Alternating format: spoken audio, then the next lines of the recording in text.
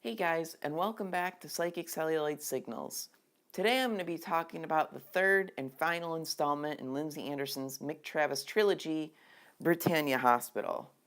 Much like the previous two films, this one stars McDowell as the everyman Mick Travis, and much like the previous two films, there's not much that really connects one to the other. In fact, much like Oh Lucky Man, Britannia Hospital seemed to only have one reference to the film it precedes, when Travis mentioned in passing that he started work in coffee, referring to his first job in Oh Lucky Man. Keeping with the trend of the trilogy, this film satirizes aspects of society. In this film, some of the focuses include the British healthcare system, the media, and the effects of unions and their leaders. In an interview with McDowell, he mentioned that Anderson continued with his almost anarchistic ideologies in this film. For instance, despite his liberal leanings, Anderson was willing and eager to take stabs at both the Conservative and Labour parties. Anderson didn't want to take sides, he just wanted to hold a funhouse mirror to the audience, one that distorts the reflection in a way that illuminated every ugly detail without really changing the reality of it all, if that makes any sense. And I think it is why the film has sort of a realism through surreal vibe. Most of the things that happen in this film are ridiculous to a point of absurdity. Hell, there's even a 20th century Frankenstein in this film. But all of the disturbing strangeness has a truth to it, in a sort of the same way that political cartoons may be over the top, but they still have you half laughing, half cringing, saying, "This is so accurate." The plot of this film centers around two different happenings at the titular hospital. One being that the hospital is to get a very special visitor, the Queen herself.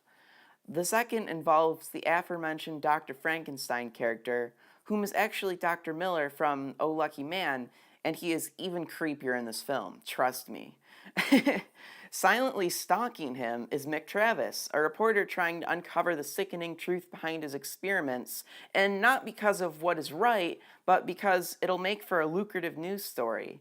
I won't say too much more about the plot itself, though a little forewarning for those of you who've seen the previous two films, or my reviews on them. McDowell doesn't play nearly as huge of a role in this film as in the others. That isn't to say that he's hardly featured at all, but the focus isn't on him in Britannia Hospital, and it really isn't on anybody.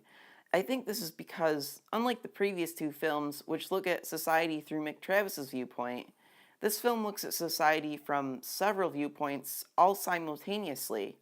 This isn't necessarily a bad thing, though I think it could make for a bit of a disappointment if you expected Mick Travis to play the central role in this film, as he did in the previous two.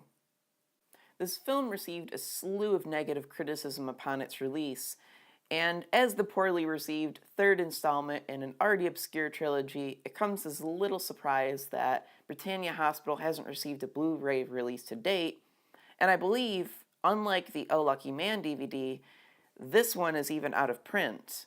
But if you've seen If and Oh Lucky Man, don't let this deter you. From some of my research, it seems that many of the people that have given this poor ratings were either due to being offended by the content or confused by it, or both. In my opinion, if you think you can handle the content being bizarre and possibly offensive, you're in for a treat. This was my first time seeing this, unlike the previous two Mick Travis films, so I'm not sure if I can yet decide if I liked this one more or less than the others.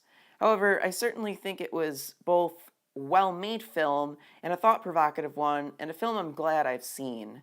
Thank you guys for following me on this journey through the Mick Travis trilogy. It was a lot of fun watching all these, and I hope you guys get a chance to see these films sometime if they caught your interest. If any of you have seen Britannia Hospital, or If, or Oh Lucky Man, let me know your thoughts in the comments.